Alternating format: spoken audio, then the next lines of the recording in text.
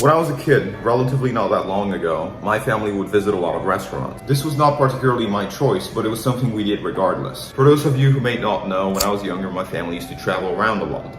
Not only that, but we moved around a lot. So whenever me and my parents would visit a new place, we'd ultimately try finding a place to eat there. There's only so many supermarkets and gas stations you can find food at every day. And we definitely had the money to afford it. So during my childhood, I would get used to the pattern of my parents going somewhere, finding a restaurant that they enjoyed eating at, and ultimately deciding that they want to come back. Coming back over the years and trying different dishes and getting used to the place. My dad would often make up nicknames for these restaurants, and every single meal would look just about the same. He got me sort of trapped in the continuity of life, because I knew that no matter what happened to me, the next day would bring about the same old restaurant visit with my parents again. Sometimes we'd take my extended family, such as my sisters and my grandparents. But the key of it was there was a sort of aroma to it. And while my parents still visit restaurants frequently while they're traveling, the majority of the days I spend at home or at school, which means I haven't touched a restaurant in a while. Not only that, but as I've made evident on my channel, I began a routine of holistic self-improvement. My diet mostly consists of 180 grams of protein to match my weight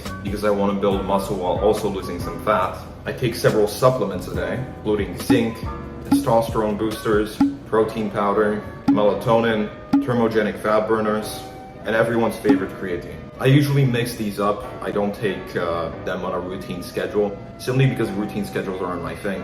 But when you're taking so many supplements to try and grow your ideal body, it is very difficult to go to a restaurant because the items listed on the menu do not necessarily have the nutritional information next to them. You can only see the price and sometimes like a picture of it if it's a good restaurant. But what I'm heading towards is that restaurants are a shortcoming trend. Not only for me, but for the majority of the population, it seems. Because these days, it's much easier for me to stay at home. And I can either go grocery shopping or I can order foods from Uber Eats. A lot of people settle for that second option. It's much easier for food to be delivered straight to your door from McDonald's for a couple extra dollars than to go out of your way to sit down and have forced social interaction with the waiter and tell him what you would like to eat or drink. Simultaneously, it's very clear that a lot less people are spending time with their friends. This has been something that started during the COVID quarantine and has continued into the modern day. Bringing your friends into a restaurant is expensive. It's a hassle. You have to decide whether to split the bill or whether one person pays a heavy burden of a check. A lot of people don't have that privilege. And the traditional idea of what we would consider a date, or two people dressing up and deciding to go out on a quote-unquote date to a restaurant to talk and to see whether they are compatible, has also declined. The privileges we have as a society, such as dating apps, have made it far easier for people to seek out what they want without putting too much investment into it.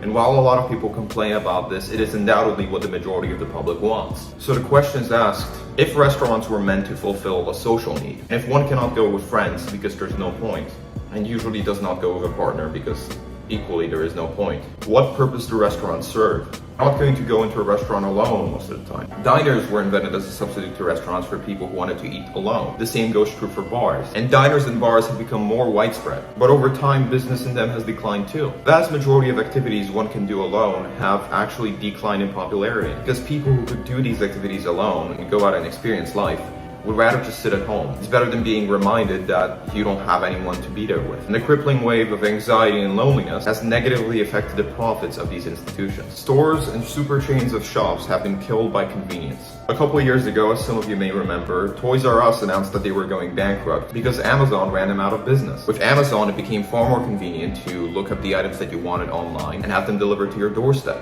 and go for a large haul of messy shelves filled to the brink with expensive items. Toys R Us could not keep up in the slightest with the demand of toys from Amazon. Amazon being something that was started as only a bookstore, but has now expanded into everyday life. I genuinely do not believe that Amazon is an evil company. I think it's done a lot of good for the world. But it is a company nevertheless, and one cannot deny that it's convenient. Similar to how restaurants are vanishing, we may see a decline in shops within the next 10 years. Just recently I went to Target to pick out some stuff, and I spent around 30 minutes looking around the aisles for what I wanted. None of the people working there really knew how to help me. They couldn't assist me in finding the items that I wanted to purchase. So I spent most of my time wandering around and thinking how much more convenient it would be if I could just order the items online from a large selection and pick them at the location. Well, this is what Amazon is doing with its subsidiary Whole Foods, as well as its system of multiple pickup locations. Large Target and Walmart stores may also be brought down, instead replaced with pickup points for online deliveries. And if this system of online identity and real life convenience is meshed together within the next few years,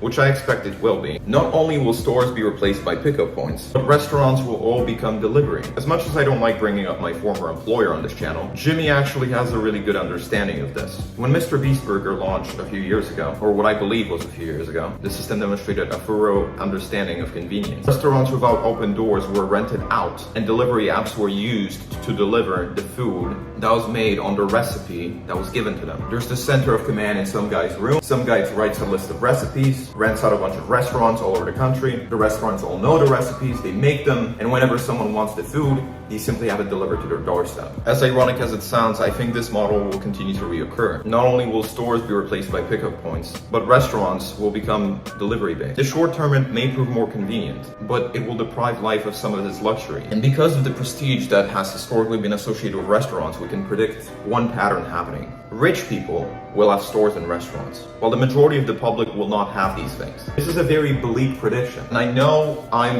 estimating that a large majority of the businesses in the United States would shut down because of this. They would no longer have access to a customer base, and this would certainly lead to a monopoly in digital goods. But within the next quarter of a century, I definitely see it happening. If you can observe the trends right now and truly set your time to think about them, read books, meditate, you slowly begin to learn the direction that our world is going in, and you can hypothesize about some of the changes that are going to happen. While no one could have predicted the internet 30 years ago, I stand confident in belief that I'm predicting some of the trends that will truly impact our culture in the next few decades. And I hope I communicated that. Anyway, restaurants and stores will not be a thing. We'll just sort of have to sit at home. It's a little depressing, but hey, what can you do? As always, thank you for watching, and I'll see you in the next one.